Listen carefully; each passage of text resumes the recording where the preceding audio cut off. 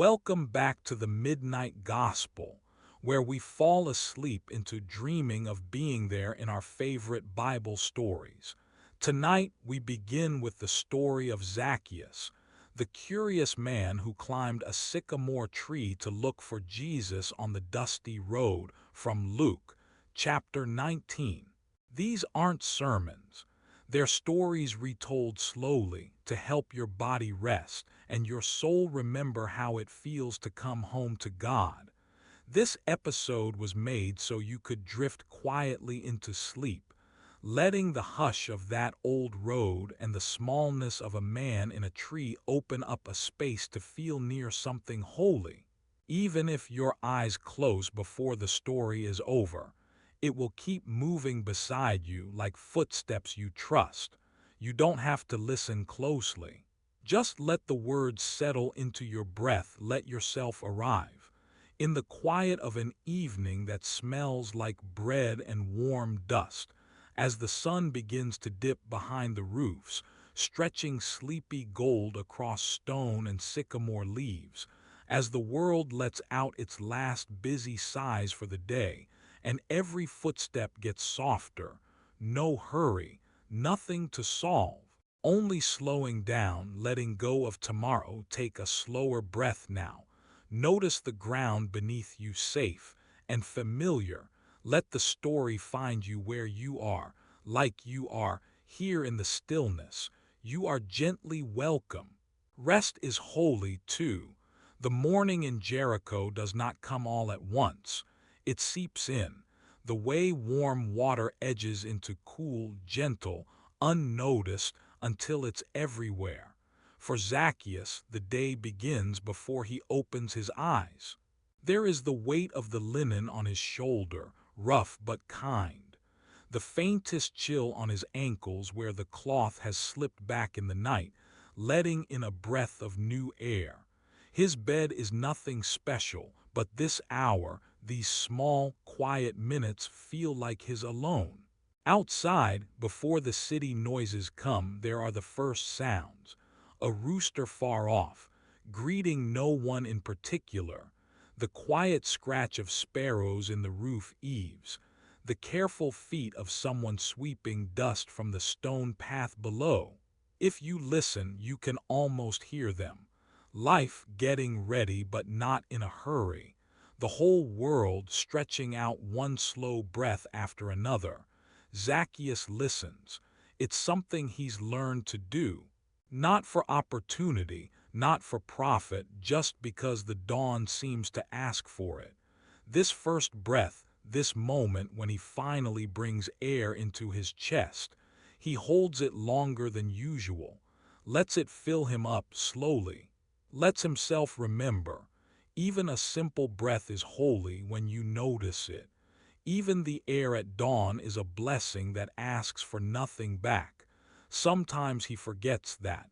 But here, with eyes still closed, he just lets it happen. Outside, somewhere, a goat pulls at a tether and bells clink, a distant music meant for no audience. Let this moment stretch. When he does open his eyes, the room is dim.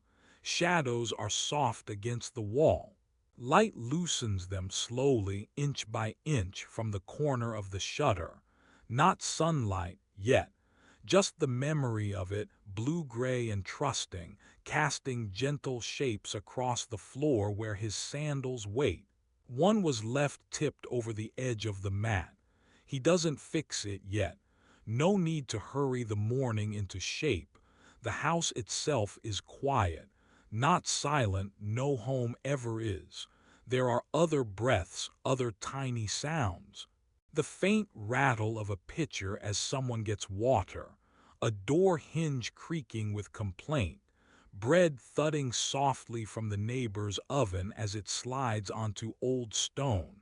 Zacchaeus knows whose oven that is.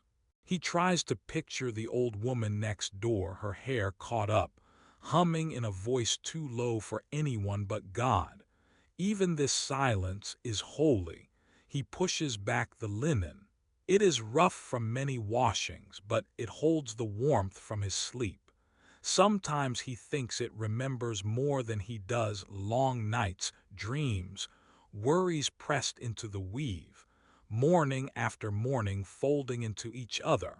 He sits up, feet on the cold clay floor, toes curling a little at the chill. The world waits, not expectant, just available. Through the open window, dew finds its way into the air. He can smell it: soft, green, not quite clean but unmistakably fresh. In the courtyard, a fig tree does what it always does: holds the cool air, offers up its leaves. A sparrow drops from a branch, landing just beyond his sight. Its tiny feet scratch at whatever breakfast it uncovers, perfectly content to be unseen. He breathes in again, maybe slower this time, letting his chest rise, letting the doubt and old stories and yesterday's dust settle somewhere far away. He's here, just here, not tall, not important, not ready for anything significant, but present. There is nothing to prove at dawn, no one to impress. Even the day seems to promise space for being small. Let the stillness do the work. Zacchaeus stands. The first movement is always careful, almost reverent. There is something about the first step that feels different, like testing thin ice or starting a promise. His knees ache a little, a reminder that life is always carried somewhere in the bones. Nothing special, just a gentle ache, like a bell chiming for a time that isn't quite here yet. He folds the linen back, smooths it, not because anyone will see, but because he likes things tidy when he can help it. He takes time for this: the folding, the smoothing, the small straightening of his mat, the everyday work of turning night into a new chance. Somewhere beyond the window, a donkey brays, startled by nothing, joining the soft chorus of things waking for no reason at all. Distant voices, barely raised, drift in. Someone greeting another on the way to the market. There's comfort in the sameness of it all. Most days are just like this one, and that is a kind of mercy. Let every line feel like silence made holy. He stands by the window, letting the cool slip over his skin. Breathes out the way you might exhale a worry you're not ready to name. He's grateful for this, the ordinary start, the taste of sleep still in his mouth, the promise that not every morning needs to be lived for anyone but himself and maybe God, who waits quietly in the small corners of a day. A neighbor's gate creaks and a child laughs, short and high, the kind of laugh that doesn't mean much but changes the shape of things around it. Birds circle above the roofs. The city slowly finds its voice. Clattering pots, sandals scuffing the stones, the gentle hum of life returning to its rhythm.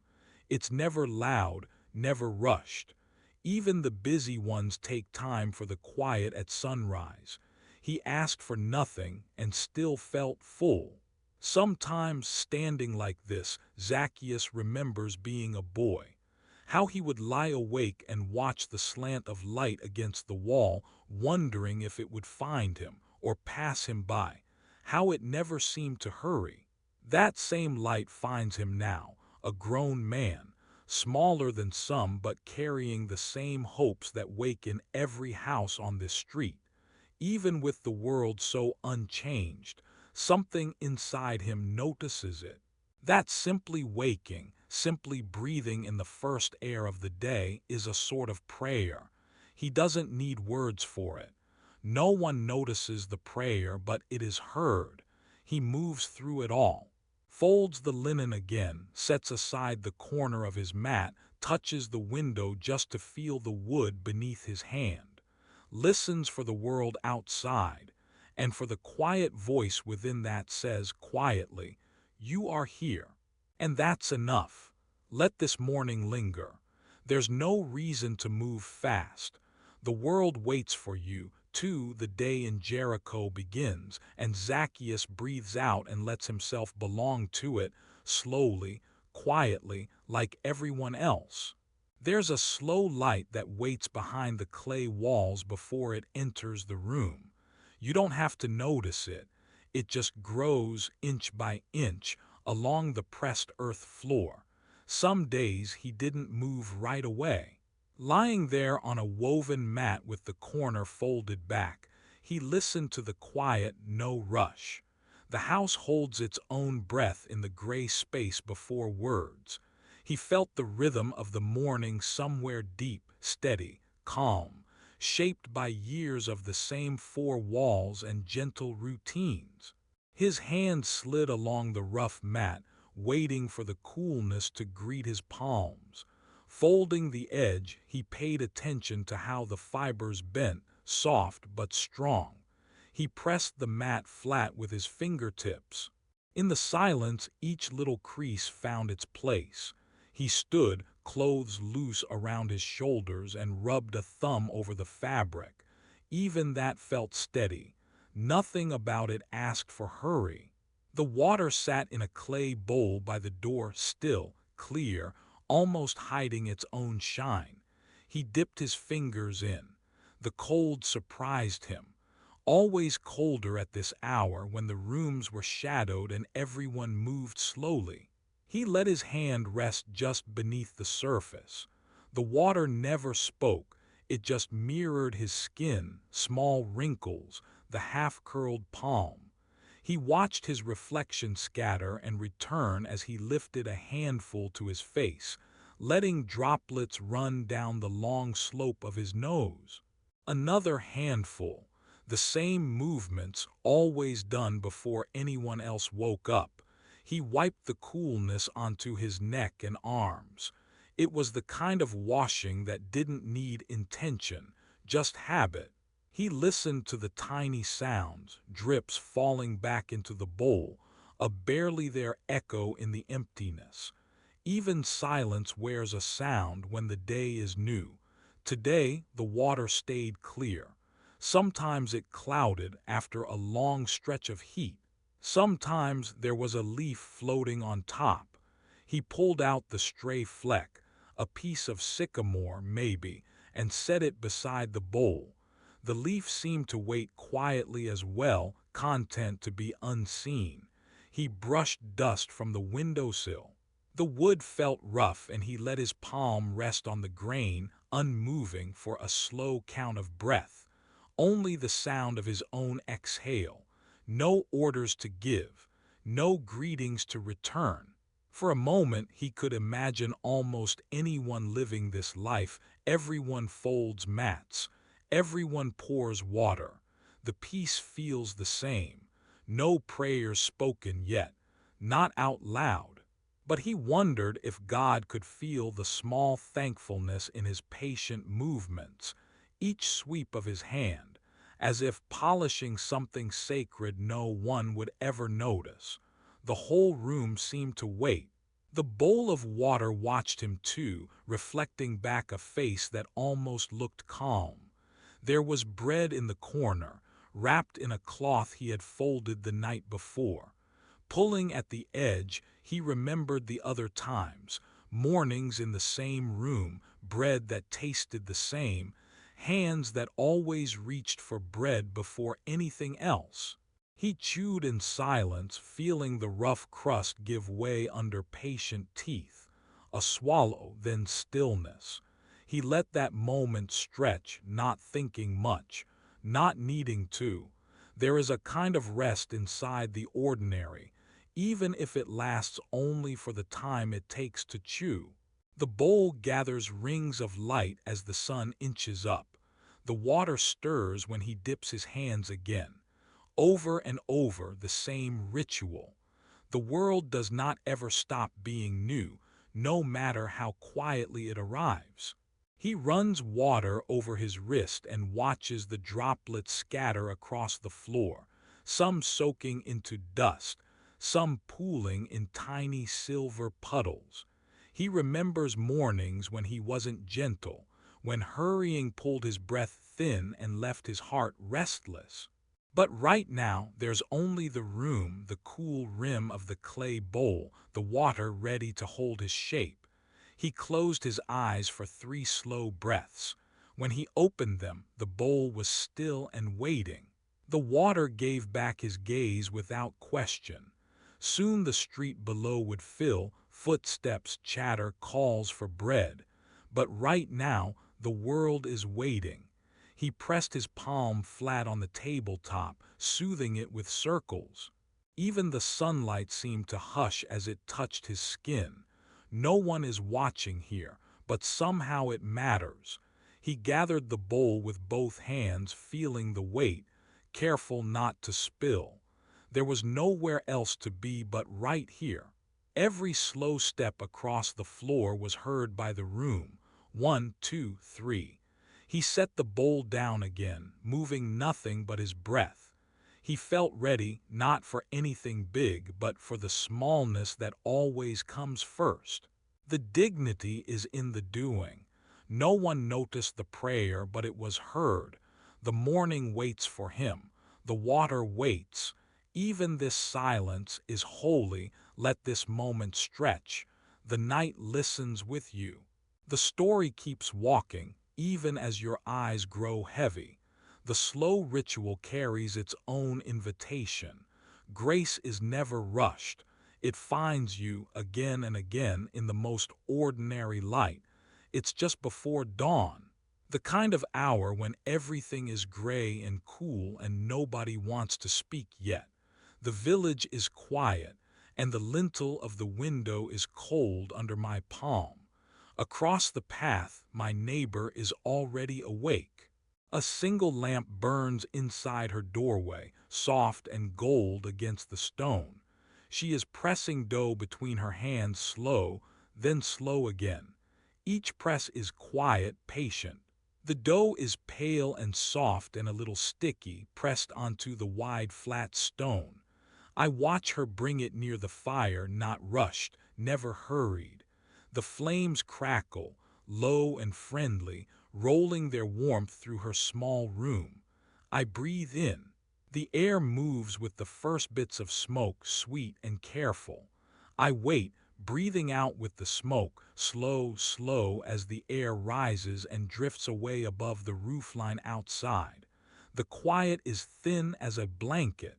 There are footsteps, but they do not rush. The early day feels gentle, only half awake. Even the birds wait before they sing. She turns the bread with her palms. It thuds on the stone, gentle and safe. The edges begin to curl just a little. There's a faint scent of grain, dusty and clean. I let my breath follow the smoke curling upwards. With every breath out, I feel a little lighter. The world spins itself awake, but only a little. Her son wakes up next, shuffling out in bare feet. He yawns. She presses another round of dough for him. He stands by the fire, holding his arms close, not saying anything, just warm. The day is stretching, no one tells it to hurry.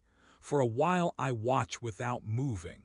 There's comfort in knowing this isn't special. No crowd, no noise, just the every morning way these things are done. The gentle sounds of daily bread against stone, hands sliding over flour, fire speaking to dough. The smell drifts farther down the street. Sometimes it's just one neighbor who stops and sniffs the air, then keeps walking. Other times it's 3 or 4, waiting with little cloths in their hands. Nobody needs to say a word. She breaks the first bread open with her thumbs. Smoke escapes in a thin line. She breathes with it, and so do I, letting the quiet find a place inside me.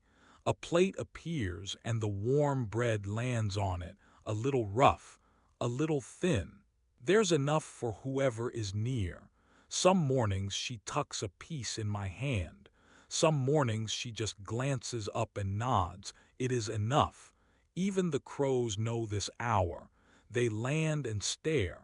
Once, One snatched a crumb and disappeared onto the roof. My neighbor only smiled and tossed another piece after it. This is the rhythm. A hand holds dough, another brings wood. The fire works slow. Nothing is wasted. A moment passes, then another, and the golden inside of bread is shared, one piece at a time. Each piece cools on its own. Each person lets it linger in their mouth a little before swallowing. Nobody hurries. Sometimes I think of other mornings, harder ones. The kind where the bread burned or the fire never caught or someone didn't show up. But today, the warmth is soft and the rhythm holds. I lean a little closer to watch her, but not so close that I am noticed. Her hands are steady. She is not in a rush to finish. Even the smoke lets go, climbing slow into the new sun. Every piece of bread is a pause, a way to wait for the day to begin. I feel my own body settle, sitting against the wall, folding my knees. The smell of bread feels like kindness. There's a sweetness to it, but it's not sugar. More like what's left when everyone else is still asleep. No one says a blessing and none is needed. The simple act of sharing is prayer enough. After a while, the neighbors drift back out into the road. Some go to bring water, some toward the fields, some to wake small children lingering in sleep. My neighbor keeps turning the bread, forming round after round, unhurried. Every time the fire pops, I breathe in again. I let my own breath fall in with the smoke, gentle, slow, rising. I watch everything from across my own doorway, content to be just nearby. It is not my turn to be fed first, but still I am full. He asked for nothing and still felt full. It's almost bright now. The lamp inside blinks and goes out in the sun, but the fire in the hearth still holds a little glow. My hands are warm from watching, from breathing, from being so close to this quiet goodness. The hour passes, plain and holy. Nobody notices the prayer, but it was heard. The world keeps turning. The bread keeps baking. The morning air grows brighter, but the peaceful rhythm of bread at dawn lingers, like the warmth of shared smoke in my breath. Let this moment stretch. Even this silence is holy. The day listens with you. Before the sun had done its work on the rooftops, Zacchaeus walked slowly down the stone street, the town not quite fully awake. No one hurried. No voices carried. Just the silent company of stone and dust, a quiet world where everything started in small ways. He watched a neighbor sweep the threshold, brush moving dry dust into a sleepy morning pile. The stones of the street looked the same as yesterday, maybe older, maybe a little more worn from sandals, carts, the hidden work of every foot. Nothing had changed, but there was a feeling, so faint, as if the stone itself was waiting, though it would never admit it. A woman with a water jar passed, her mindful steps pressing the dust smooth as she walked. Another door opened. The smallest child found his way out, tugging at his mother's skirt before settling in the sunbeam that touched the stones. Zacchaeus kept his hands in his pockets, shifting his weight. It was one of those moments where breathing came slow and easy. Farther up the road, a trader knelt to pick up a lost olive. He set it down again, not wanting to bruise it. A low voice called for bread from somewhere behind a narrow doorway, the kind of call that barely interrupts the dust in the air. Still, Zacchaeus waited where he was. Stone, dust, the morning filled with their quiet weight. He watched them both, how the stone held the sunlight, how the dust caught in the edges and turned golden for 1 second, then settled again. This was the rhythm, the way a day shapes itself before anyone names it.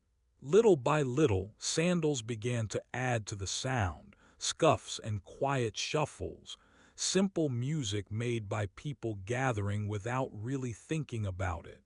Zacchaeus noticed the familiar faces drifting from alleys, from behind carts, from beneath sheets hung out to dry. Not a crowd, not yet, just neighbors, just life, waking one at a time. No one looked at him. No one needed to. A rooster crowed from somewhere almost out of hearing. Someone laughed, not because of anything funny, just because mornings make room for it. Zacchaeus let the sound pass through him like a breeze. He stood, small and unnoticed, still part of it all. It was not a day for announcements. No one called out news. There was only the sound of sandals on stone, the settling of dust, and the quiet, gentle work of beginning. Zacchaeus liked it that way. He fit into the corner of the street, sipping each moment slowly. Sometimes the mind wanders, but the stones remember every step. Sometimes hearts feel heavy, but there is dust beneath all things, soft, persistent, always returning. He let that thought stretch out, as if the quiet could hold him just a little longer. The world moved in slow circles. People arrived, not knowing why they came when they did, just following the ancient pull of street and sun and the start of something ordinary. Nobody questioned it. No one hurried. Zacchaeus leaned a little against the warmth of the wall, the stone solid behind his back. He listened to the breathing of the town, the way voices gathered into hushed waves, the way everything felt suspended, safe, and unfinished. There was peace in the pause. The dust kept its secrets, rising in the threads of sunlight and falling again. He let his gaze rest on nothing in particular. Even this silence is holy. The morning would fill itself in time. For now, Zacchaeus simply watched, a witness to stone and dust, to the slow waking of a simple, waiting town. The sun was not high yet, just a soft gold above the roofs. Zacchaeus left the house while the corners were still cool, his sandals waiting by the door, dust gathered in the straps from yesterday's walking. He did not mean to go anywhere. There was nothing he needed from the market. He just wanted to be outside. He wanted to walk where the city became quieter, where the stones grew smaller and the road didn't seem to lead any place at all. Each step scuffed a little cloud behind him, the way dry earth does when left alone by rain. He didn't hurry. It was the kind of morning where you could just walk, let the day spill out ahead and trust there would be enough time. Let this moment stretch. He passed the old baker's wall, the cracks running down the clay carrying little seams of faded lichen. A moth sat in one. He didn't touch it.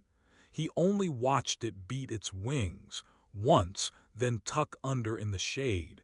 Zacchaeus's hand trailed along the wall. The stone felt warm in patches, cool in others, where the sunlight had not yet reached. Sand had built up in the corners. A pebble rolled under his heel and made him wobble, so his next step slowed. Even this silence is holy.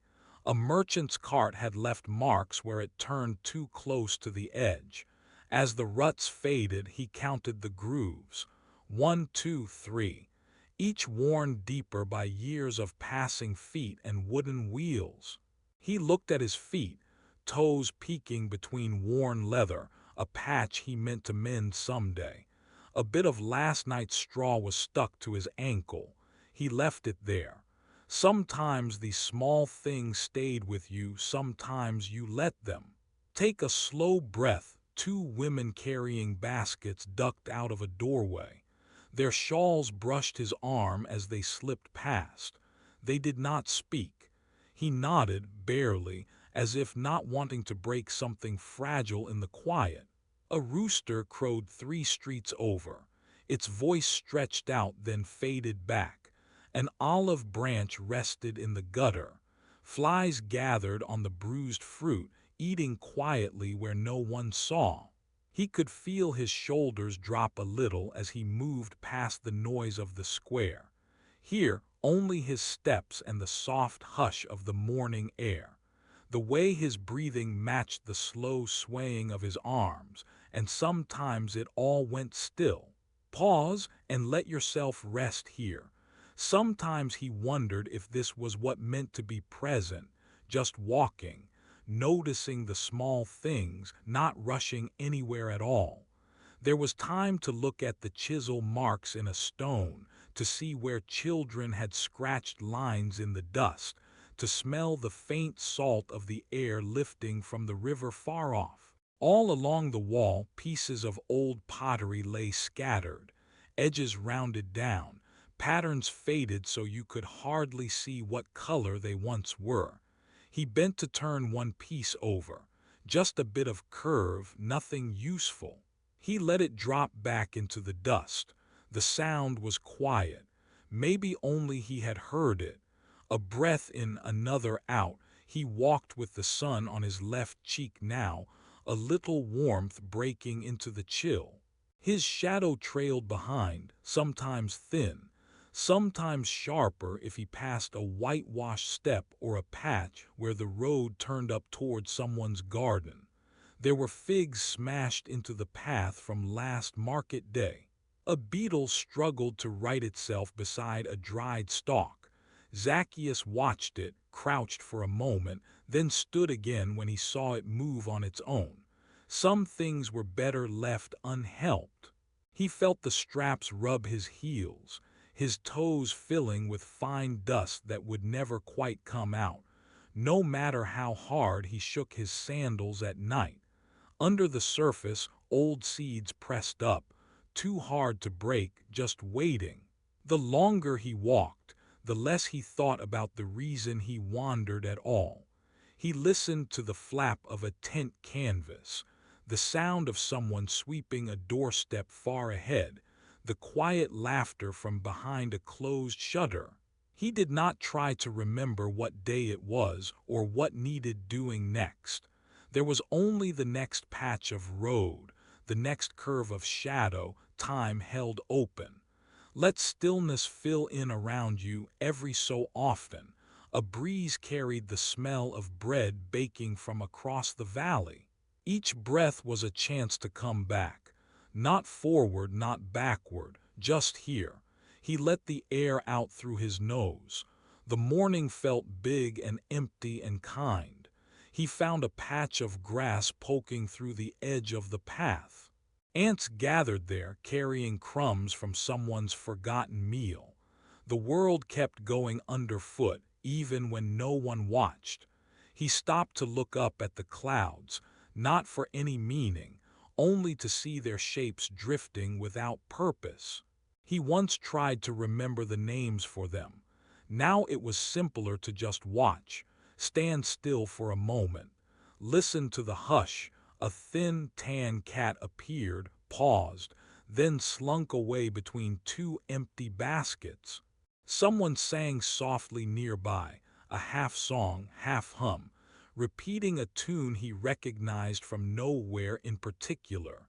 He let his eyes travel to the walls again. Chalk marks, crosses, old warnings faded till you couldn't read them anymore. Some walls held handprints, maybe from children, maybe from someone older, pressing their hand in wet clay, marking proof that they were here once, even if the shape had faded. Zacchaeus brushed his hands together. The dust gathered in his palms. The sound was barely more than a whisper. No one hurried him. No one asked where he was going. For a while there was just road, just breath, just the quiet company of small things noticed along the way. A bird landed on the stones ahead, cocked its head, then flew on. As he watched it leave, he remembered nothing he needed to say, nothing he needed to do. Steps became lighter, less about the walking, more about being walked. The earth moved beneath him as gentle as a cradle. Another slow breath, the kind you almost forget you're taking. It did not matter how far he went. The day would open because he walked, and close behind him in silence. Even when he stopped, it was enough. Even in stillness, time kept its promise to just carry him quietly down the dusty road. The quietest stories are still being written. The night listens with you. Some mornings in Jericho are brighter than others, but today the sky is gray and steady. Down at the edge of the street you can see them, women and men, heads wrapped in faded cloth, walking to the well. Zacchaeus sits quiet in a low tree, knees up, chin resting on his arm, half hidden by leaves. He doesn't speak. The world is soft here. The harshest thing is the sound of a rope pulling tight against the well's heavy stones. No one rushes. Each person has a turn. Drop the bucket, hear it strike the side, hear it settle, then the long, hollow drink of the jar filling. Water against clay, a gentle glug, and then the slow rise up, rope groaning, never snapping. You can watch the same pattern again and again and not feel bored. It's as if the whole town moves with the rhythm of these jars.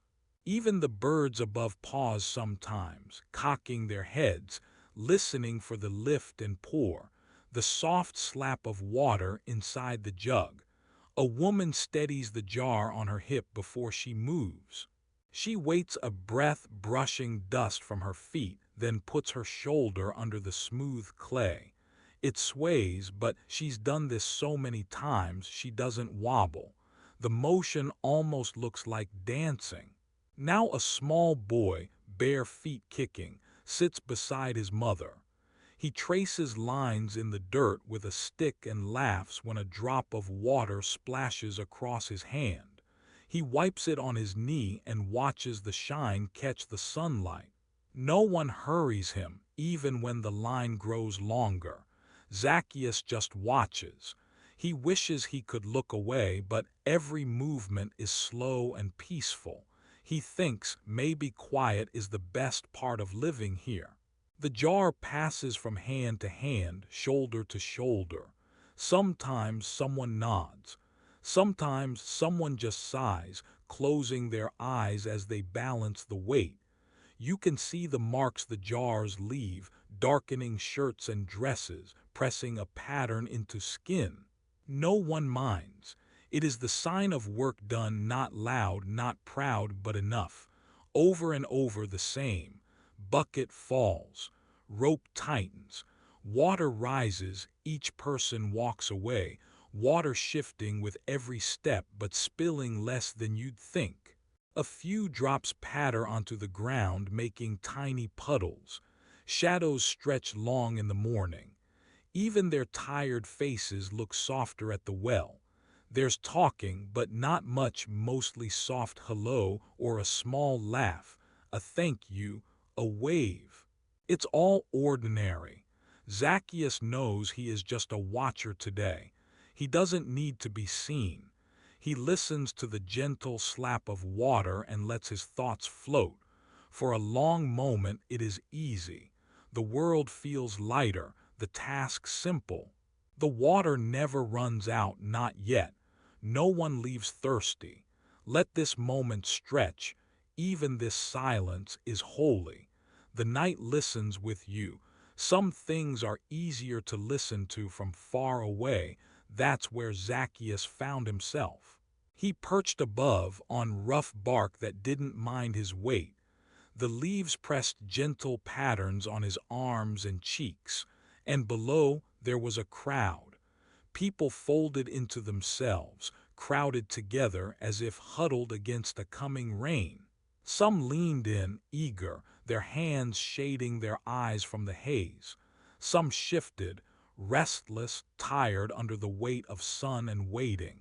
He couldn't hear all the words being spoken, just the rhythm. The sound came in low, steady waves, a wash of murmurs, half-words slipping through the leaves. There was a voice at the center, surely. Someone talking, arms making careful shapes in the empty air. Zacchaeus could see only the motion, not the meaning. He let it happen. A mother soothed a fussy child with a soft hum, almost matching the pulse of the distant speaking. An older man pressed his fingertips into his eyes, as if searching for leftover sleep. A boy fiddled with a bit of twine, lost in his own slow knotting. No one hurried. Even their impatience sounded soft. The message floated past. Whatever was being preached, it was for the crowd today, not for the fig tree, or for those a little too high or far or quiet. Zacchaeus let the voices tangle below him. Their tones blended like the wind, calm, not urgent, not clawing at his attention. Like water finding its own level, he watched a girl tuck her knees to her chest, eyes half closed. Someone coughed once and the cough stole the moment, then faded, folded back into breath. Hands shifted, sanding dust from robes, fingers tracing idle patterns on the dirt. A quiet army of listeners, all settling in together, swaying inward when the sermon rose, drifting apart as the words softened again. Let this moment stretch. Zacchaeus rested his forehead against the cool arm of the branch. From here the sounds barely touched him, not unkind, not cold, just distant enough to remind his body how to let go. His chest fell, slow and easy. A woman swiped hair from her neck. A sandal came loose and was quietly slipped back on. Behind it all, that hum, that gentle background color of voices. Not instruction, just presence. The sermon faded in and out, sometimes almost music, sometimes just weather. Even this silence is holy. He asked for nothing and still felt full. The comfort came not from hearing every word but from being allowed to listen at the edges, to notice the simple things, a heavy sigh, the scratch of a stick in dust, the little unity of strangers waiting for more than answers. The wind pressed a single dry leaf against Zacchaeus's hand. He let it stay there, unnoticed except by himself and God. The night listens with you. He didn't try to remember the message. Tonight the lesson was smaller, a rhythm, a gathering just to rest in what you don't understand. This moment is here. This comfort too. Let it drift as you breathe and let go. Before darkness, the room is quiet. The warm, flat stones of the floor hold the leftover day soft and slow, almost forgetting to let go of the sun. There's no rush, not anymore. The busy voices on the road faded out. The door clicked shut. Inside, it's only shadows and the table and a basket of tunics worn soft from many washings. Just as always, tunics must be folded. There's no ceremony. No one is watching. Hands move slow and sure, finding the first shirt in the pile. It smells like soap and a little bit of air from the courtyard. You hold it at the shoulders, a small thing, just ordinary, and let the cloth fall long. There's a wrinkle. You find it. Thumb and finger pinch and you smooth, fold, rest. It goes like this every evening when chores wait for no one. No hurry, just fold, smooth, rest. Corners meet, lines run straight, fabric piles softly, not a single word exchanged. There is peace in being so quietly necessary, the comfort of knowing something began and you will see it finished, gentle all the way through.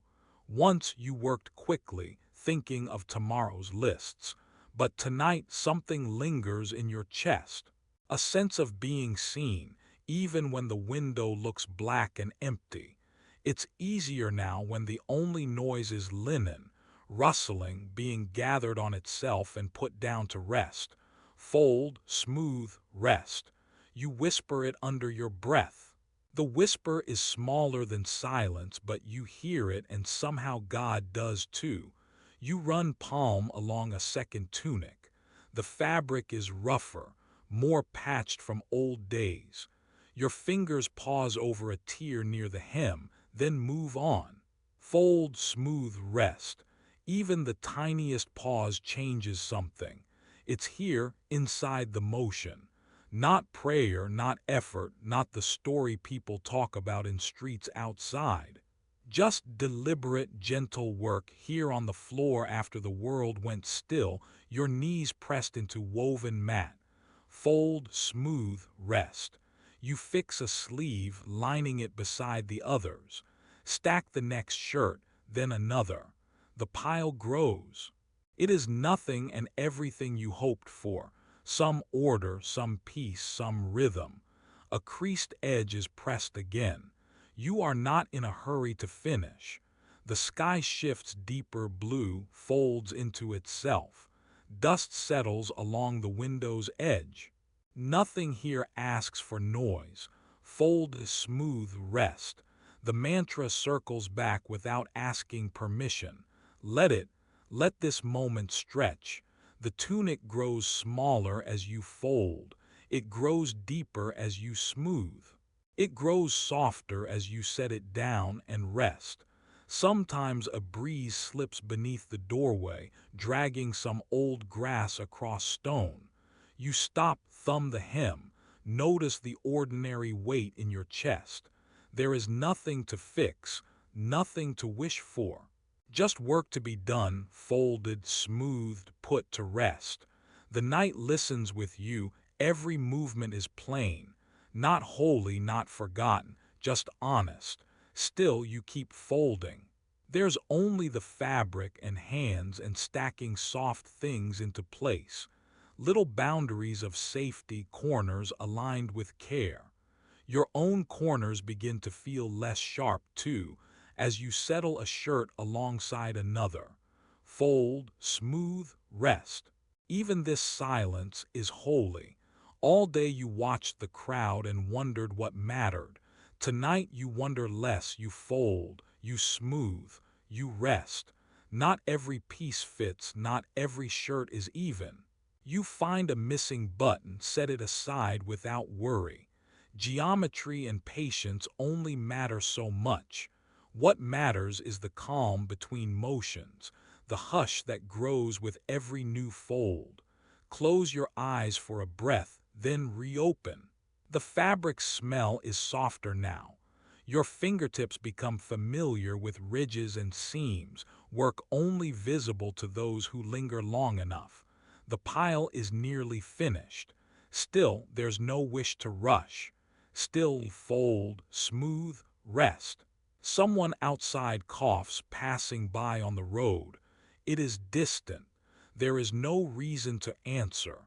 Inside, it is just you and the order in your lap, the comfort of completing something with no audience and no deadline. Night deepens. The edges blur. The basket empties with every fold, every smoothing of linen, every shirt pressed into quiet rest. When the last tunic is laid down, you look at the stack. It is nothing much.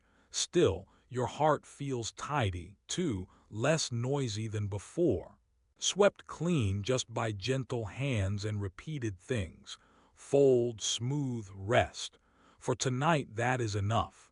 You let this last silence linger and invite the peace to stay. There's a moment when the sun feels too high and the dust just settles on everything, even the smallest leaves. Zacchaeus rests beneath the old tree, knees drawn to his chest, a slow yawn hidden behind his hand. The bark is knobby at his back. The ground is dry, and it makes a little sound when he shifts his weight like soft paper. Wind moves now and then. A fig falls, quiet as a thought, landing in the grass. No one rushes to pick it up. It's too warm for that right now. Someone passes him a piece of fruit, sticky, sweet from the heat. He doesn't need to say thank you. There's nobody to impress here. They just sit there together, chewing slowly, lips pressed against sun-soft skin. Sometimes the skin of the fig splits in his hand. The smell is gentle, and the taste is even softer. All of it feels quiet in his mouth. Birds flit somewhere up in the higher branches. You can hear their wings when the world stops talking for a bit. Every so often they call out, then hush again. It's almost like the tree itself is breathing with them. The crowd is just a voice half a street away. Their noise gets lost in the white cough of summer dust. Up close, everything holds steady. Zacchaeus rubs his thumb over the rough skin of a date, picking at its edge before taking his first bite. He eats slow. The fruit is warm, almost cooked from the sun. Each mouthful sticks to his teeth, and he takes his time working it loose. No one is asking questions. No one's telling stories. They just let the moment drift. A birdsong comes and goes. Dust hangs in the air, then settles. He wipes his chin. The juice leaves his fingers sticky, and he finds a patch of grass to clean them, but he doesn't really mind. Being sticky is just part of being here. The shade ripples a little as the breeze shifts. The tree groans. A few leaves drop, flickering down like small shadows. The friends share the fruit, passing what's left around. No need for words or plans, it's just about being here. Even breathing feels slow. His shoulders drop, his eyelids heavy. Every so often, someone sighs, maybe not even from boredom, maybe just to let out what they carried in on their back. The crowd's voices are far enough away to fade. Only the sounds close by matter now. Birds, the soft chewing of fruit, the tiny pop as someone splits open a fig, a cough in the shade, a branch squeak above. He asked for nothing and still felt full. Minutes become long and blurry. He chews, then waits, then chews again. Sunlight slips between the leaves, painting little circles on his arms. He closes his eyes. He doesn't drift off, not really, but his thoughts get slow like honey. There's nothing to hurry toward, nothing to do next.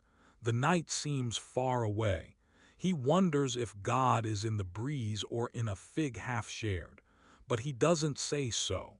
The answer sits quietly, hidden in the slow sharing, in the rest, in the shade that holds them all for a while longer. Let this moment stretch. Even this silence is holy.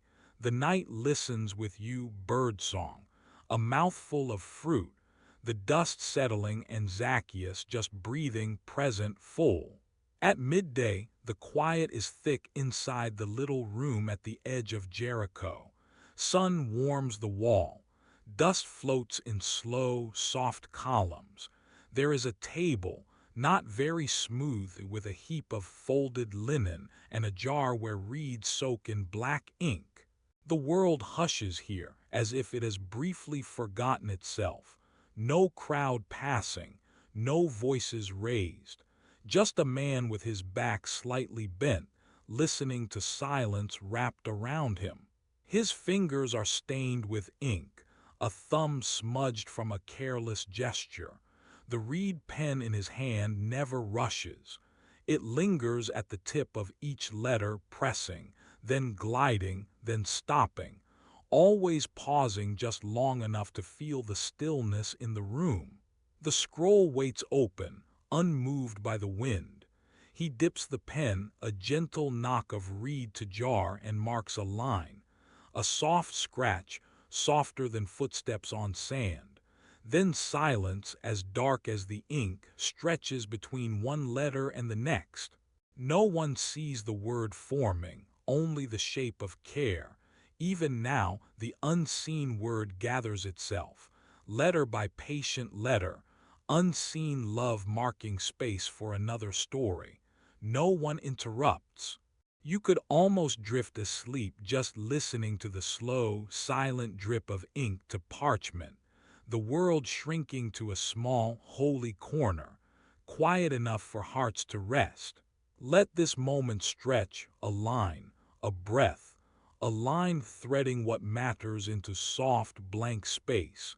Each letter is the same quiet act, but something sacred is happening, not in any finished sentence, but in the patience between them. Like the word, the love that shapes it waits unseen, working without applause, waiting for the page to be filled. The man's wrist grows sore, but he doesn't complain. He pauses to flex his fingers, to breathe in the musk of old paper and oil. As he dips again, he remembers that what he copies no one else will read tonight. Still, he marks it anyway.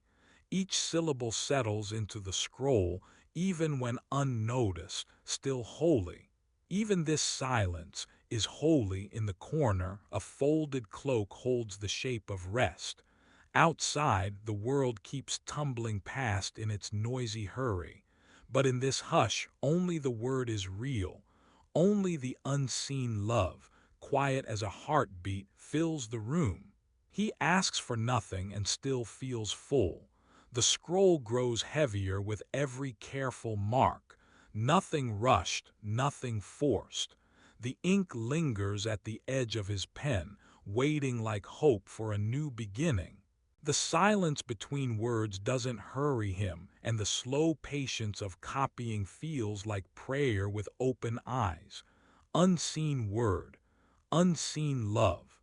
He lets them settle in the spaces, the gaps between syllables, the pause before the next line. Down the block a child laughs, a dog barks, but here only the faint scratch and the steady heartbeat of creation. Let this stretch out for as long as you need. Some stories unfold by being felt, not told. A word, a silence, a word. It's all right to drift, the word will wait. The love will stay whether noticed or missed. The scroll breathes quietly, holding what matters, trusting that somewhere someone will rest in this hush. He lowers his pen for the night.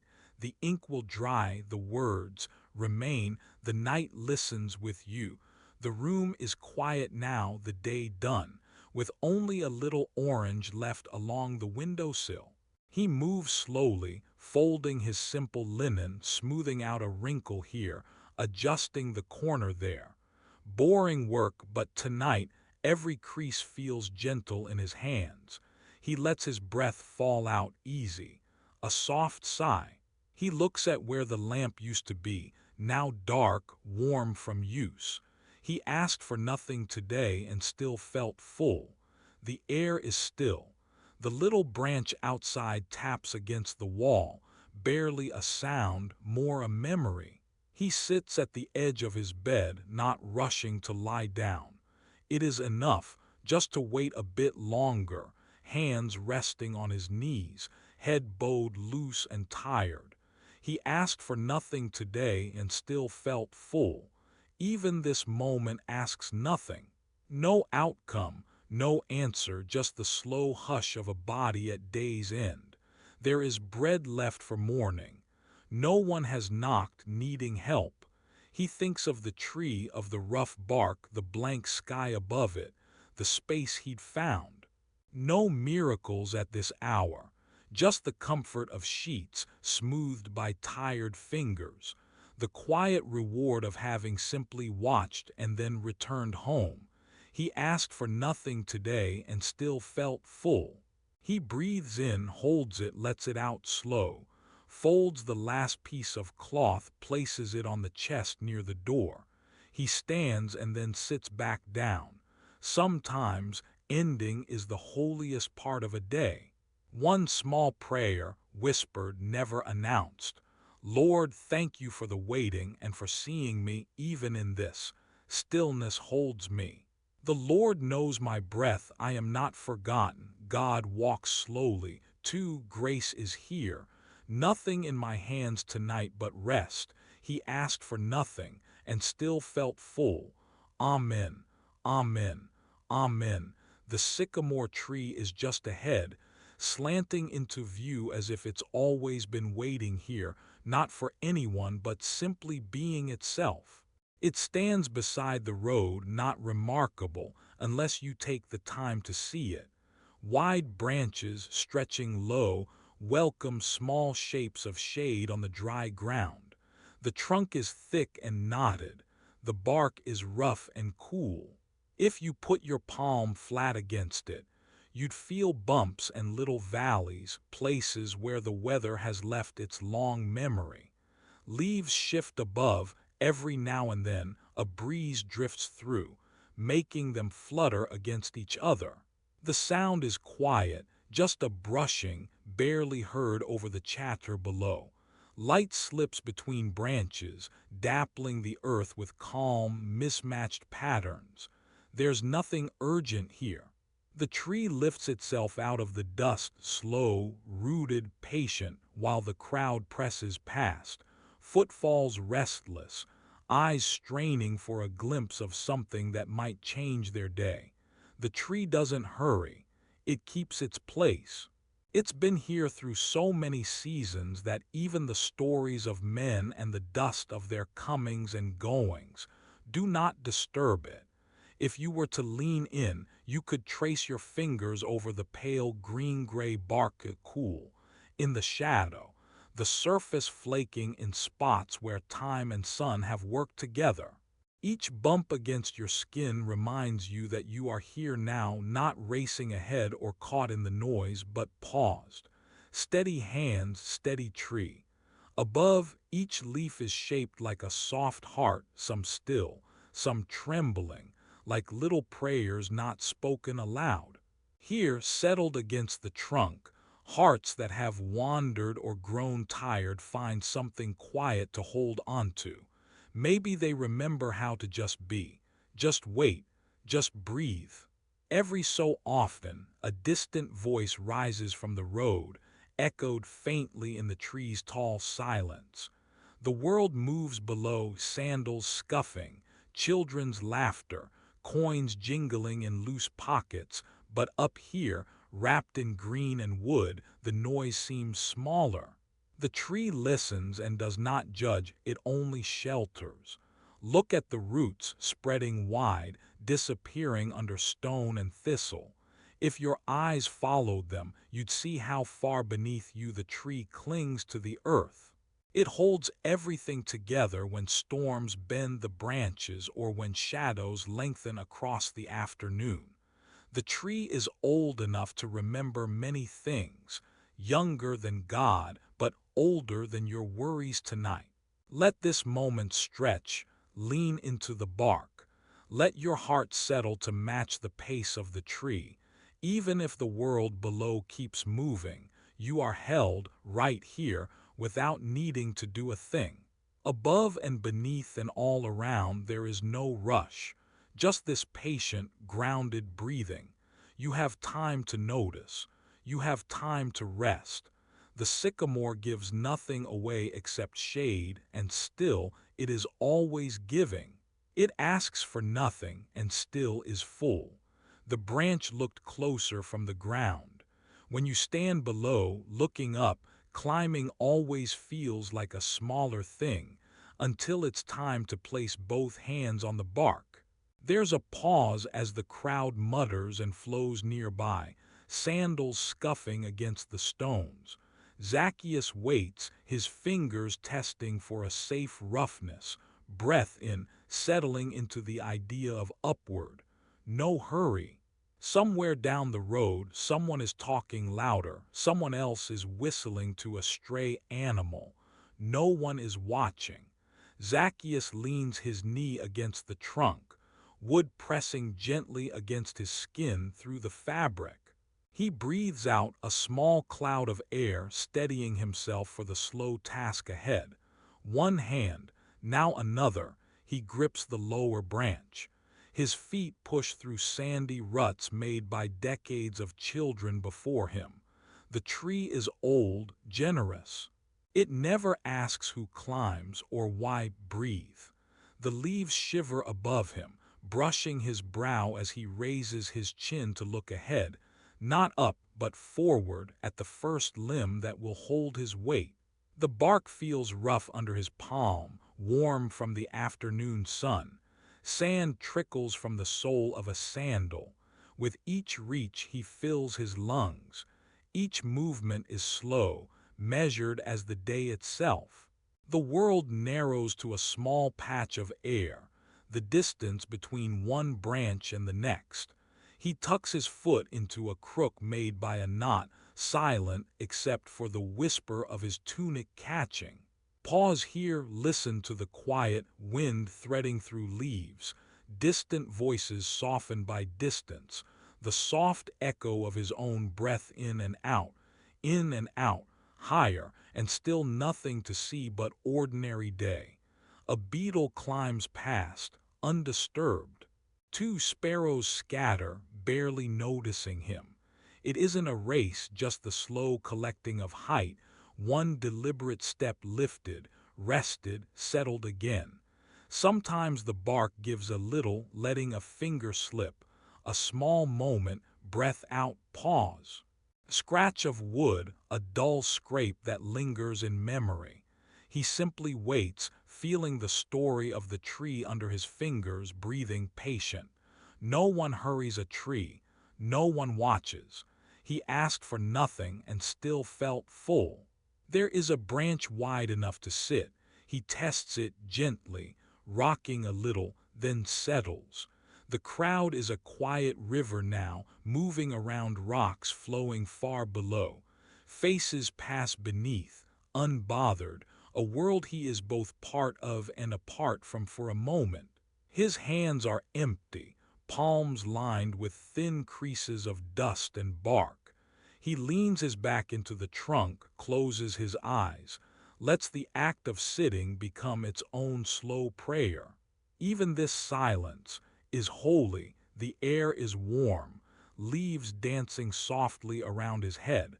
Above, the sky opens just enough for light to touch his face. Let this moment stretch, his feet dangle, shoeless now, ankles swinging in the stillness.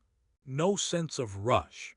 Each small movement shifts, a careful slide along the branch carries a gentle breath with it.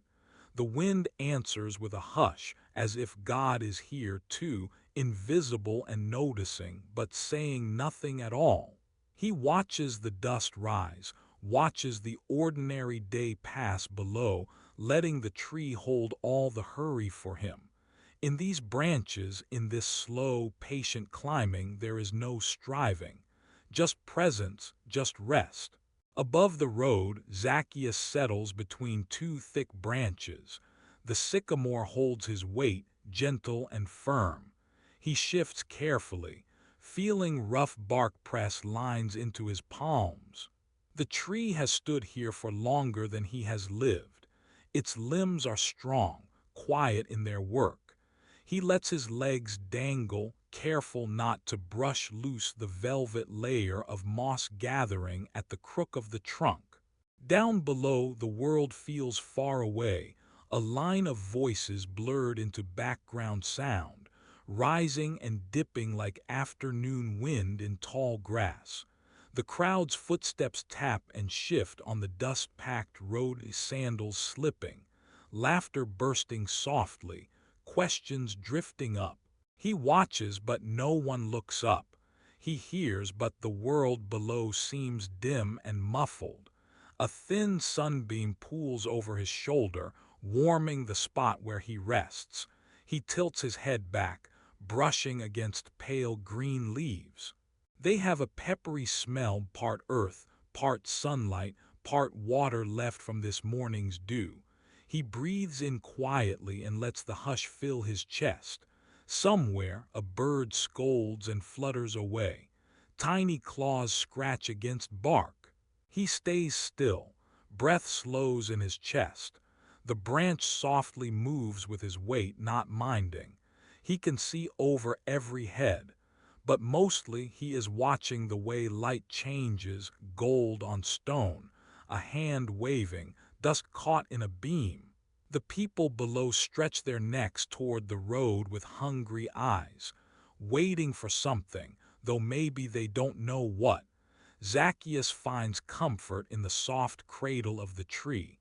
Here he is not in the way. No elbows, no mutters. Just the quiet matter of sitting and looking. Just the tiny prints of bugs making their slow way over his thumb. Time passes. No one hurries him. The tree's heart beats slow, if it has a heart, he wonders, but lets the question drift away. Silence grows around him, not empty, but full, like a cup filled to the brim, waiting to spill. Sometimes a sleepiness edges in, heavy behind his eyes. He shifts, and the sound is just a quiet scrape, cloth against bark. The air is cooler this high above. Every breath is easier. His body remembers how to breathe out, long and deep. He doesn't need to speak for anyone. Not tonight. He feels seen. Not by the crowd, not even by the noise in his mind. Just noticed in the way daylight notices a stone. For once he is here, and that is enough. If he asks for nothing, the branch still holds him. If he prays nothing aloud, the quiet still hears him. Sometimes, sitting alone with the sky, it's possible to remember that being still is a kind of welcome. He closes his eyes, lets the sunlight pattern shift over his skin. The world below keeps moving, but here, time and worry are gentle things. He listens to the heartbeat of leaves, the soft hush of wind, the kindness of stillness. Tonight. He rests perched in branches, above noise, surrounded by holy quiet, seen, safe, held fast until the moment to come down and be welcomed. At last, the tree cradled me high above the road, not much higher than a cart, but enough to hide me between big green leaves. The trunk was rough under my palms. Every now and then I'd shift a little, and bits of bark would press into my skin.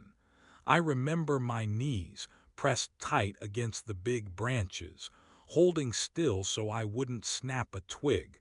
Below, the street moved all on its own.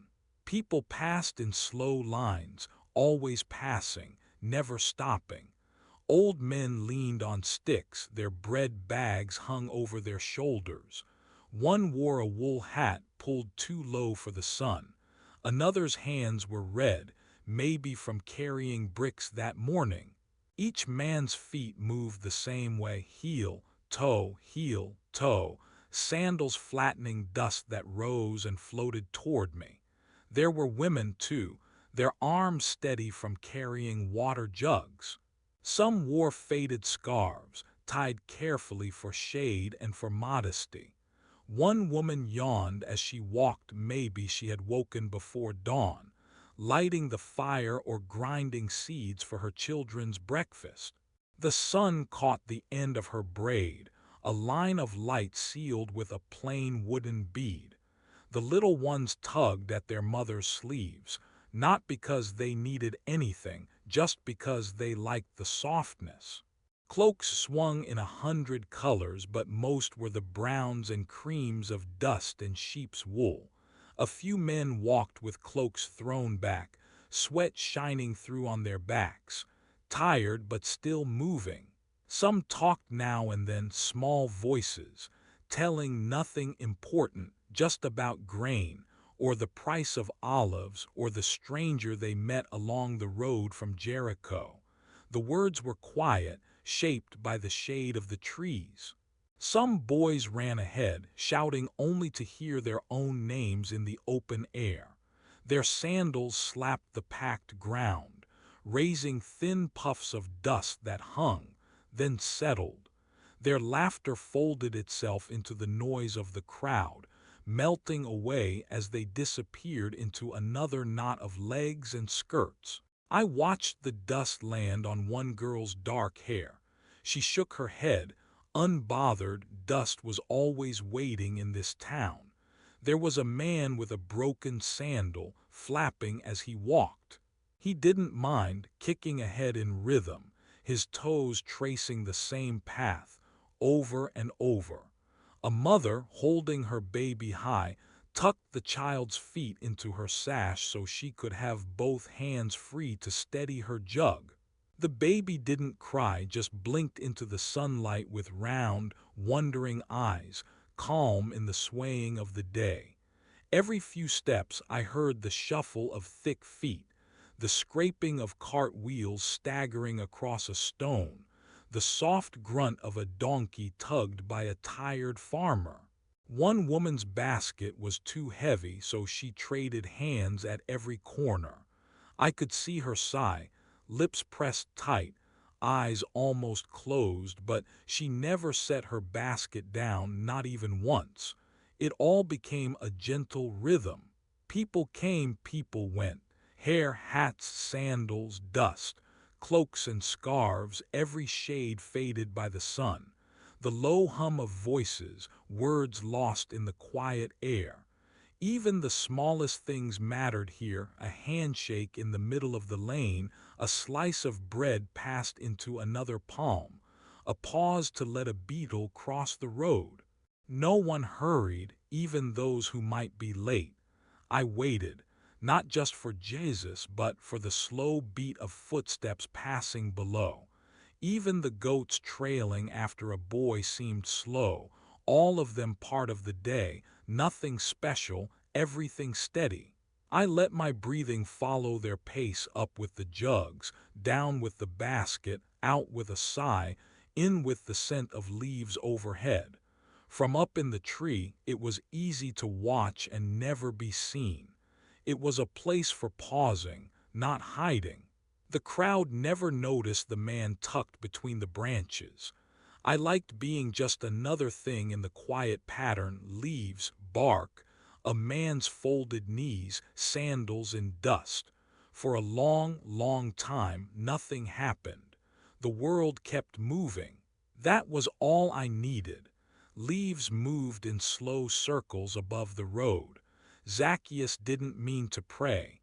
He just looked and waited, half remembered by the world below. The rough bark pressed lines into his hands. His legs found comfort in the curve of a branch that felt older than any memory. He watched through little windows made by the leaves. Sometimes the sun made them glow, light and green and gold, softening the edges. The crowd underneath him was quiet now. He listened to their breathing, to his own. In gentle, out even slower. He could count every rise and fall of his chest, every patch of light shifting with a breeze. Someone laughed softly far away. A child's sandal scuffed at a stone and then kept moving. If he held very still, the day grew wider around him, all space for resting eyes. It might have been minutes or more. It could have been hours. There was nothing to chase in a moment like this. One leaf would cross the path of another, shadows dancing on his arm. He sat back, pressing his palms against the trunk, feeling where the world ended and he still began. The bark was strong, dry. He smelled the green of the leaves. Even the sticky patch of sap on his thumb felt important somehow. Let your breath line up with the leaves, in slowly, out with the breeze. A light moved over his shoulder, landing across his cheek. Zacchaeus blinked, not from surprise, but just so his eyes didn't dry out. He let his vision go soft, not needing to sharpen it. Watching through the leaves was easy, gentle. No fixing, no pleading. Only staying. Somewhere down below, life carried on. Shoes shuffled. People's words swirled and faded. The only prayer here was looking. The only worship was to stay and not fall. God felt close, not because of the crowd, but because of the hush. The quiet let all the old hurry slip away, like the pollen floating from leaf to leaf. Let this silence settle, just let it be holy. There was no lesson to be learned in the branches, and even so he felt welcome. It was safe to just look. He breathed again in time with the moving light in, pause out. The slow golden flicker made every thought go soft around the edges. Nothing loud, nothing rushing, nothing asked of him now. Zacchaeus kept his hands where they were, rough against living wood. For once they weren't grasping for anything. All he had to do was look. The world waited in gentle color and shadow. You don't have to try, just breathe with the leaves. Let the looking be enough. Time in a tree is slower. That's what Zacchaeus learned. His feet pressed into the rough place where two branches met, knees hugged to his chest. Hidden in the leaves, listening.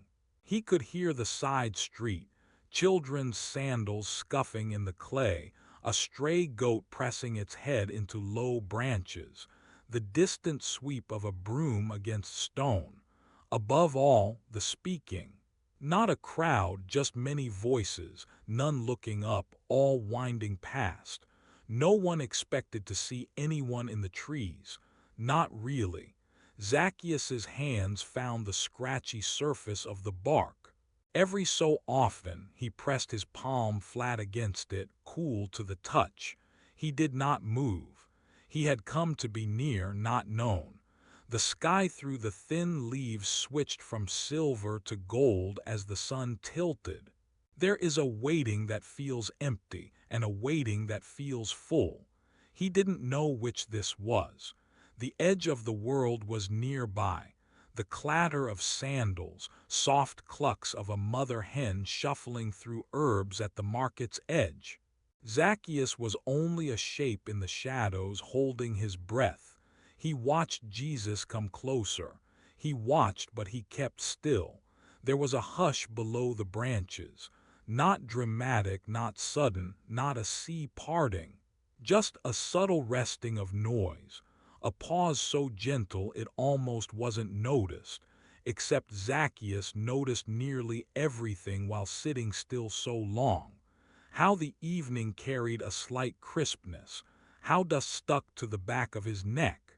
The coat at his ankles shifting every so softly by the breeze. A voice lifted, not above the whole crowd, but just softly enough for Zacchaeus to hear his own name. Zacchaeus. Not a shout, not a stern summon. Only his name broken open into the air. The way someone calls a friend from across their small, shared street. The sound reached his ear, and something in his chest pressed back, plain surprise. Not just that he was called, but that he was seen. In the tree between the patchy leaves, with a brown smear of dust at his chin, arms tight around his knees, not wanting to be in the way. Somehow, it was for him. Just a bridge, one line, not a lesson. Come down, I see you. The crowd didn't pause for long. There was flatbread to buy, dates to sort, old news to be shared in hushed corners. But in that short pause, Zacchaeus stayed in the tree 1 second longer, a heartbeat steadied by being found, not called out.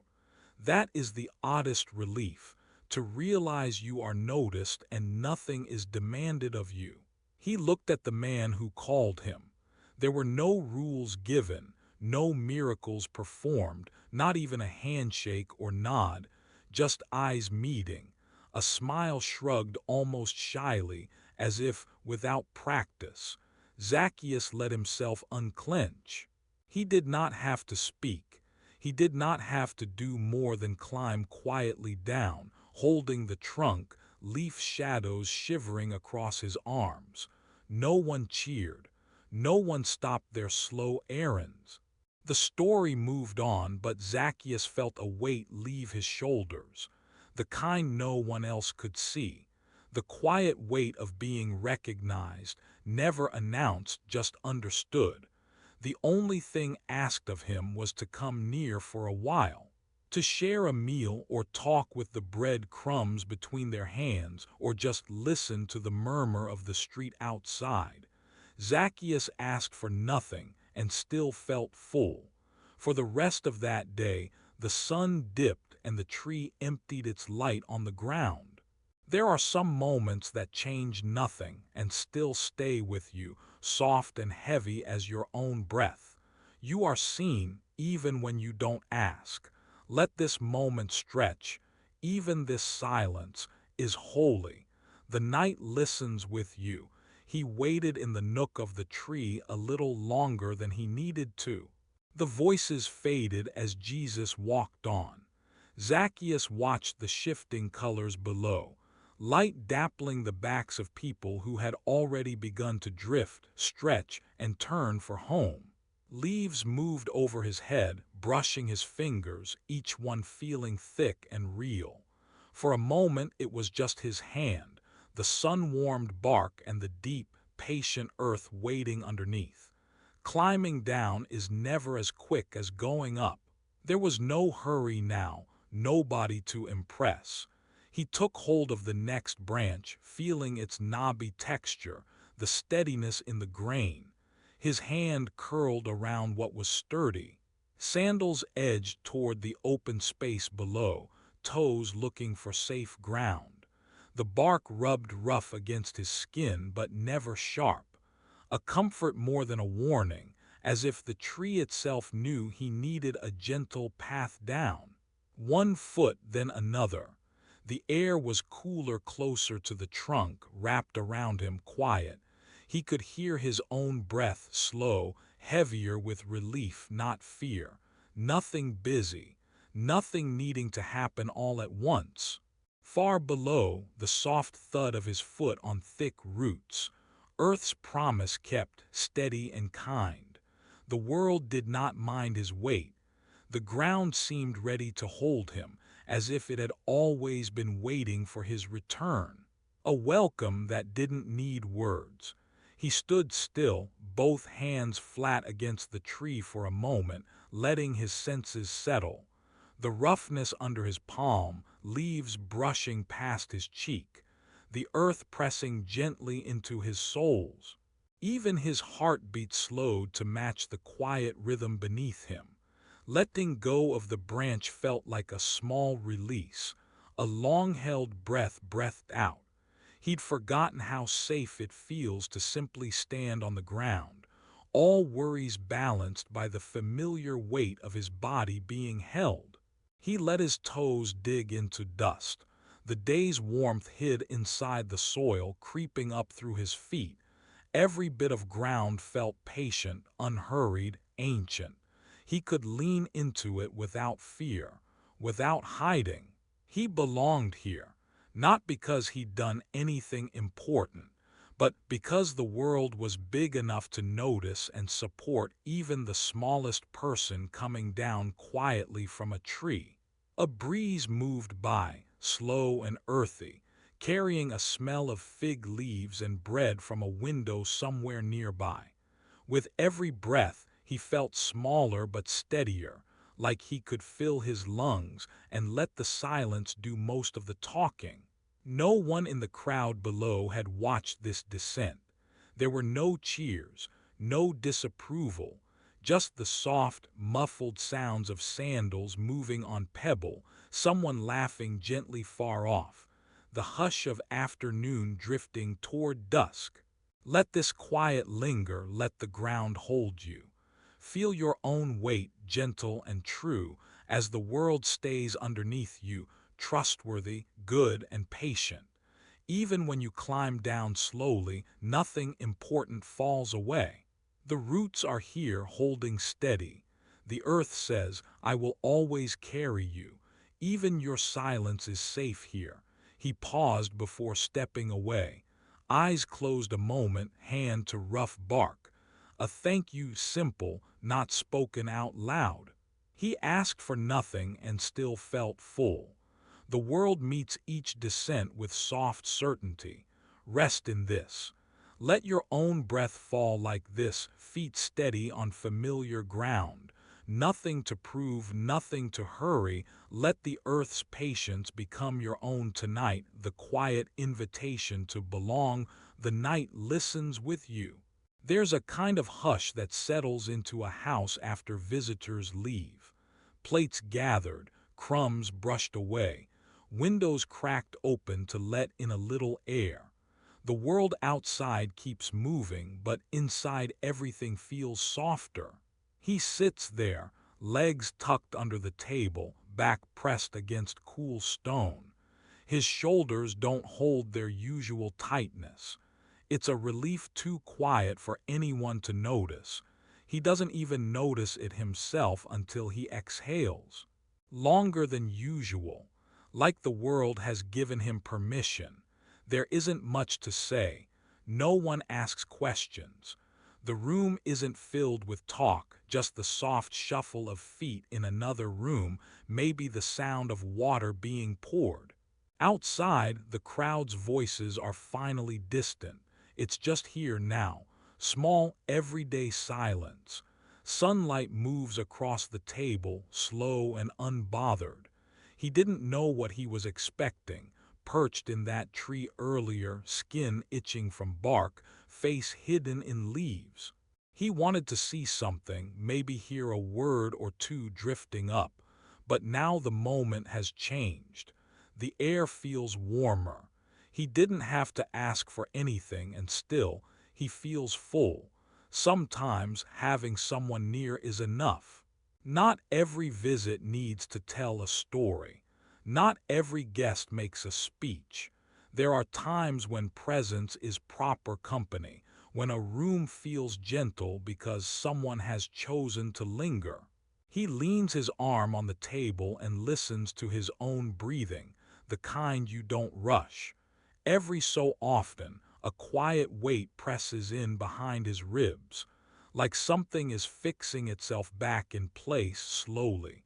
Relief isn't lightning. It's the sun coming through the shutters, waking up the room inch by inch. There's no need to defend himself or ask for mercy or explain why he climbed that tree. No need to fill the space with words, hoping to be understood. The visitor sits quietly, giving him time, letting the hush be holy. He thinks maybe this is what welcome feels like. The busy world falls away outside. Even his thoughts grow slower. It's the pause after laughter and before worries return, a whole house holding its breath. Soon the day will end. The roads will go quiet. He may remember this as the moment he was seen, not for the crowd or the tree, but just for being here, held in gentle company. The warmth remains, asking nothing more of him. He lets it settle, lets himself feel the safety of the pause, the peace of being received without question, and breathes out again, as if he's finally come home. The room was quiet enough to hear the cool oil settle in its clay bowl.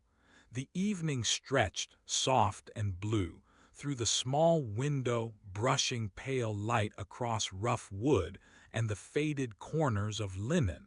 I sat at the edge of the table, folding my hands in my lap. Bread rested in the center, flat and warm, edges just a bit charred from the oven stones. Its crust crackled quietly with every touch. A small bowl of oil waited beside it. Dark and glossy, catching bits of lamplight, it smelled faintly of the sun. The figs lay in a heap, purple and soft. Their skins split open to show red, sticky seeds clinging in clusters. I looked at them, picking the smallest one, and pressed my thumb gently into its flesh. It gave a little, offering the weight of the day up into my palm. There was no rush. The others sat in silence. Jesus leaned forward, pulling bread apart, and the soft ripping sounded louder than his voice. He dipped a piece in oil. I watched the drop fall from the end, darkening the linen for a moment before soaking in. No one hurried to speak. There was just the quiet rhythm of chewing, one person and then another. a pause for swallowing, a breath between bites. The bread was warm inside, light with pockets of air. Sometimes I ate, sometimes held it in my hand, rubbing the crust with my thumb. The oil tasted like the earth after rain. The figs were honey sweet, sticky around my lips, and I wiped my fingers on the edge of my robe slow, almost forgetting anyone was nearby. Every small gesture felt bigger in the hush.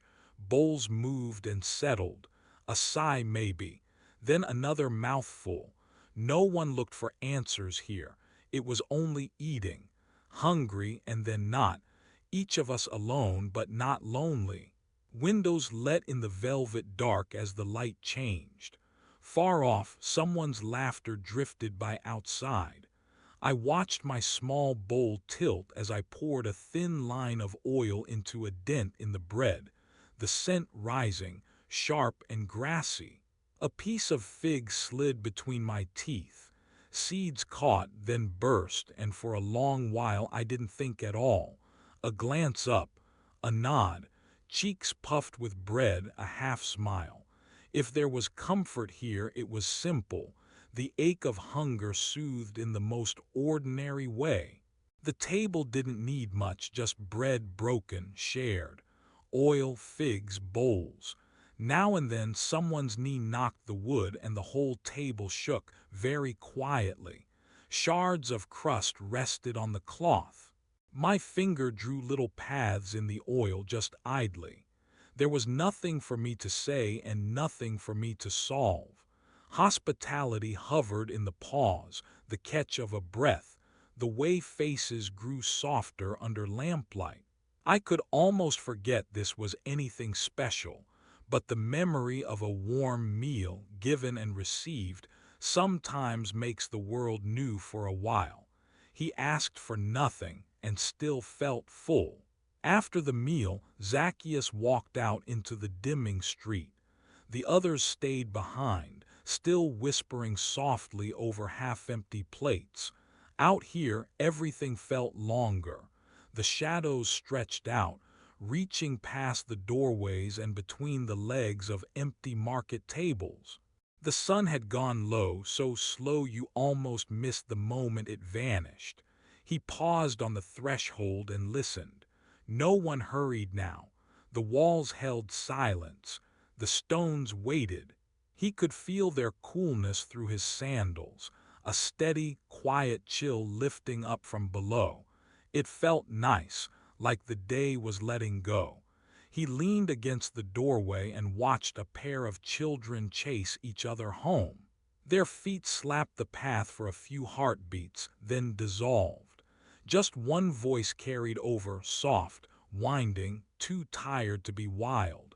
The stones waited. The night waited, too. Zacchaeus took a long breath and let his shoulders drop. Every day in Jericho ended this way, but tonight everything seemed a bit more gentle, drawn out. You almost expected time to pause.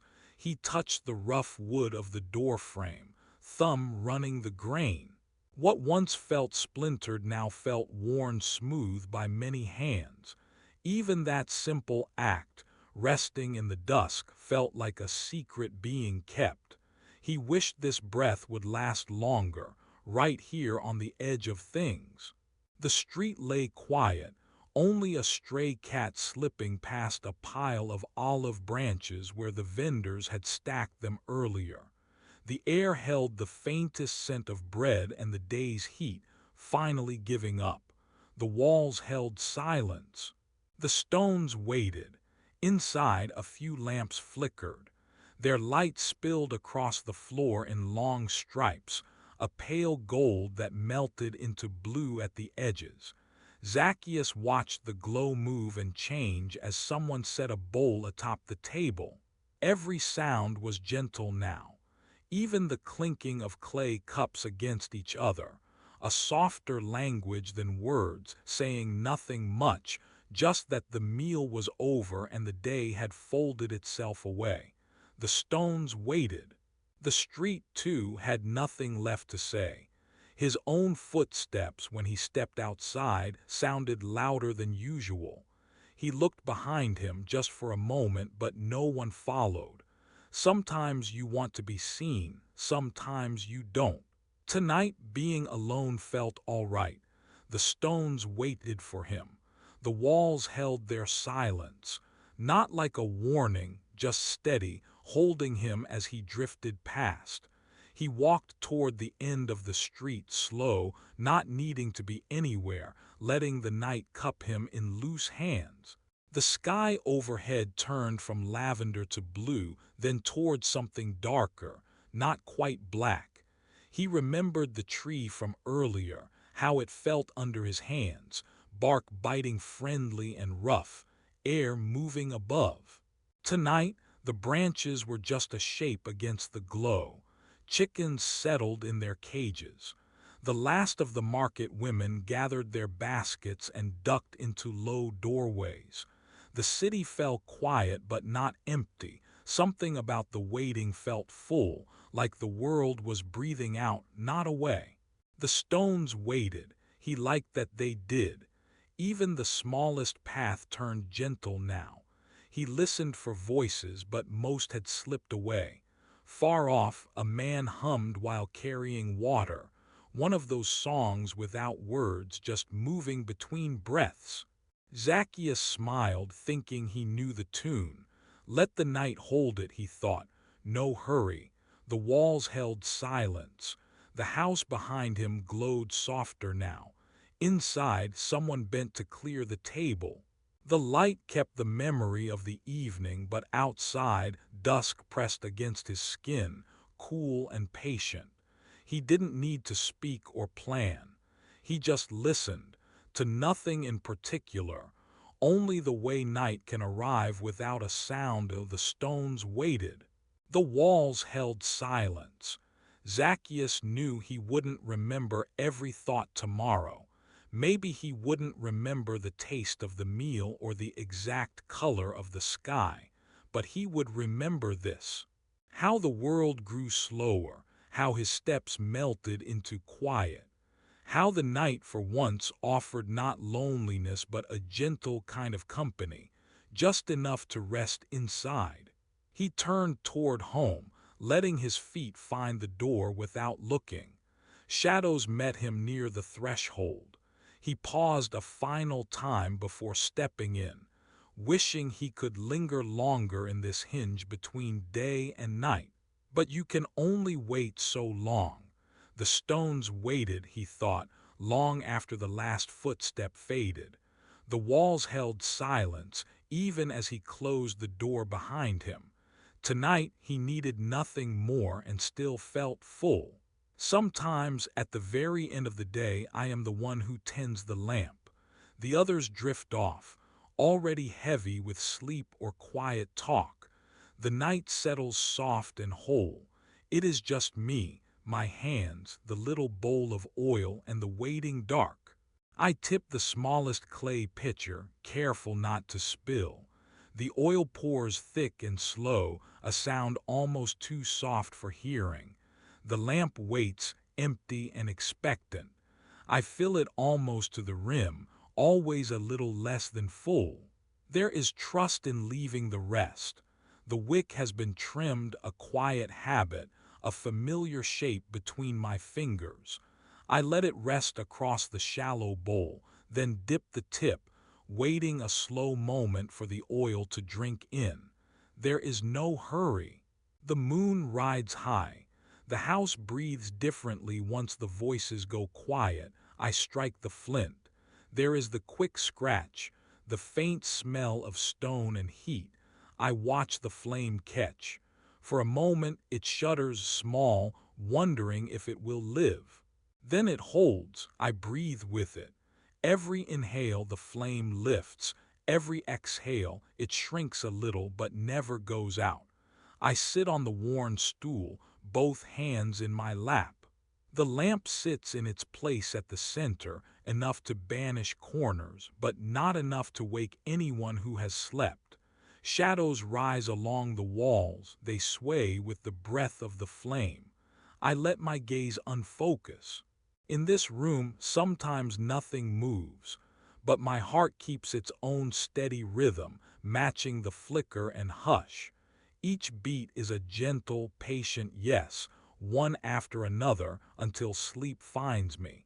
Sometimes the shadows look like old faces. Sometimes they just drift, thin and harmless. The room is safe, washed in this small, trusted glow. My limbs sink heavier. The day rolls away from my shoulders, nothing left unfinished. Every last thing folded up inside this bowl of light. Listening, you might let your breath settle, too, slow and kind, the way the oil feeds the flame. You could lay your hand on your heart and feel that same quiet pace, matching the fire soft and steady. Let it slow for a while. There is no reason to think of anything loud or important. There is only the flicker, the cool clay, the way night passes here, holy because it is simple. The hum of insects outside pairs with the lamp's pulse, almost like a lullaby. I stay for a long, silent stretch, watching, feeling the calm settle down to my bones, then spill over into the room. There is nothing to fix, nothing to prove. I am not seen, but still I am here, awake for this gentle work. Sometimes I fold my hands one more time over my chest, just for the weight of it, just to close the day.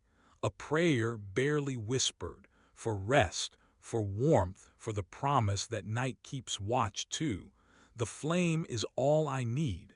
If it lives until morning, it will still be enough. When the lamp dims all on its own, I trust the dark will hold me.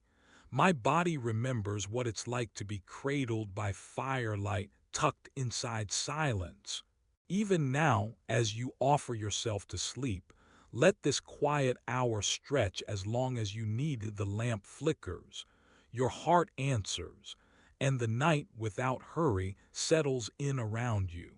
The sun gave its last orange sigh behind the roofs. Everyone found their own beds.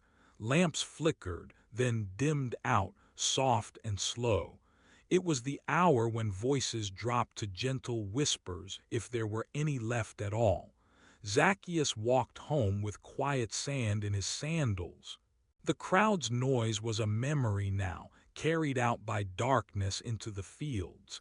He pressed his back against the door, felt the clatter inside settle, turned the wooden bolt across in silence, just so, the way you do before sleep when the world feels both very big and very small. It was a cool night. Even in here you could feel the air change. Once voices or footsteps might have carried through the street, but not now. Just the breath of old stones, just the steady night. He sat for a long moment, eyes tracing shadows on his wall. Sycamore wood smelled sweet in the corners.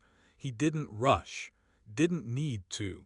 Nothing asked anything more of him now except to rest.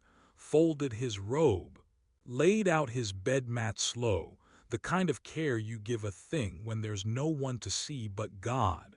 The sound of cloth on clay softened the quiet.